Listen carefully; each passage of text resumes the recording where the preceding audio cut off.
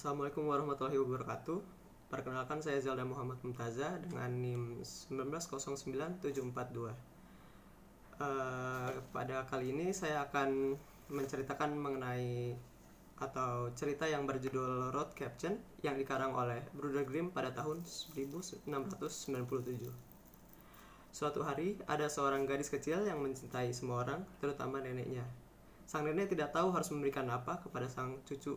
Suatu ketika, sang nenek memberikan gadis kecil itu tudung berwarna merah. Karena sang gadis merasa nyaman dengan hadiah pemberian nenek, dia tidak mau menggunakan yang lain, sehingga dia dipanggil Road Caption atau Red Riding Hood atau si tudung merah.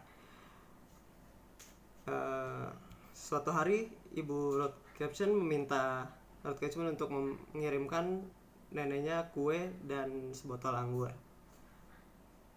Neneknya sedang sakit dan lemah. Sang ibu mengingatkan Road Caption untuk bangun lebih awal sebelum hari menjadi panas. Jangan pergi keluar jalur, dan saat masuk ke kamar nenek, jangan lupa menyapa selamat pagi dan jangan melihat seisi kamar.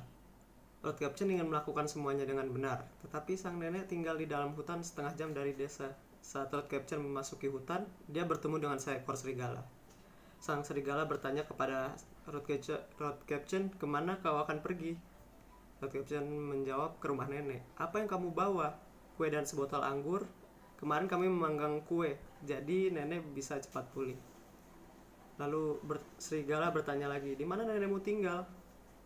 1/4 jam lebih jauh ke dalam hutan. Di bawah 3 pohon ek besar ada rumahnya. Di bawahnya ada pagar kacang. Kamu pasti tahu. Sang serigala pun mulai membuat rencana untuk memakan Road Caption dan neneknya. Dia berjalan di samping Road Caption dan berkata, "Road Caption, lihatlah bunga-bunga yang indah di sekitar. Kenapa kau tidak melihat-lihat ke sekitar terlebih dahulu?" Road Caption pun membuka matanya dan melihat sekitar, dipenuhi dengan bunga-bunga yang indah. Dia berpikir, jika aku membawa bunga kepada nenek, pasti dia akan senang. Sekarang masih sangat pagi, aku pasti bisa sampai tepat waktu. Road Caption pun mencari bunga yang indah sampai ke hutan yang paling dalam. Melihat Road Caption pergi, sang serigala pun langsung menuju ke rumah nenek dan mengetuk pintu. Sang nenek bertanya, "Siapa di luar?" Dan serigala bilang, Road Caption, Road Caption, Nek," sambil membawa kue dan sebotol anggur.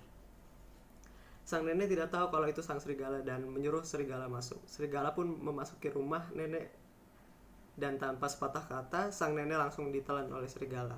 Lalu serigala menggunakan pakaian nenek dan berbaring di atas kasur. Setelah Road Caption berkeliling mencari bunga, dia mengingat sang nenek dan langsung pergi ke rumah sang nenek. Road Caption terkejut melihat pintu yang sudah terbuka dan langsung masuk ke dalam rumah nenek. Road Caption mengucapkan selamat pagi, tetapi sang nenek tidak membalas. Lalu dia masuk ke kamar sang nenek. Sang nenek berada di sana berbaring di atas kasur dan terlihat aneh. "Nenek, telingamu besar sekali," ucap Road Caption. Serigala bilang, "Supaya aku bisa mendengarmu lebih baik." "Ya ampun nenek, besar sekali matamu, supaya aku bisa melihatmu lebih baik." "Nenek, besar sekali tanganmu, supaya aku bisa menangkapmu lebih baik." "Tapi nenek, kenapa mulut besar sekali?" "Supaya aku bisa memakanmu." Setelah sang serigala bilang itu, dia langsung menelan Road Caption. Setelah sang serigala kenyang, dia kembali berbaring di atas kasur. Serigala pun tertidur dan mendengkur sangat keras. Sang pemburu yang melewati rumah nenek berpikir, bagaimana bisa seorang nenek tua bisa mendengkur sekeras itu? Lalu dia memasuki rumah sang nenek dan melihat serigala sedang berbaring di atas kasur. Lalu dia berpikir kalau sang nenek mungkin sudah ditelan oleh serigala. Jadi pemburu tidak menembaknya dan mengambil gunting. Pemburu mulai membuka perut sang serigala, lalu Road Caption dan sang nenek pun keluar dari perut serigala. Akhirnya mereka bertiga hidup bahagia, dan Road Caption berpikir untuk tidak pergi keluar jalur menuju hutan lagi setelah ibunya melarangnya. Dari cerita tersebut dapat kita simpulkan juga sang penulis dapat menyampaikan amanat ceritanya dengan sangat baik. Apalagi untuk cerita dongeng anak-anak, pastinya anak-anak akan dapat mengambil amanat atau pelajaran dari cerita yang mereka baca dengan sangat baik. Sekian dari saya. Mohon maaf jika banyak kesalahan. Assalamualaikum warahmatullahi wabarakatuh.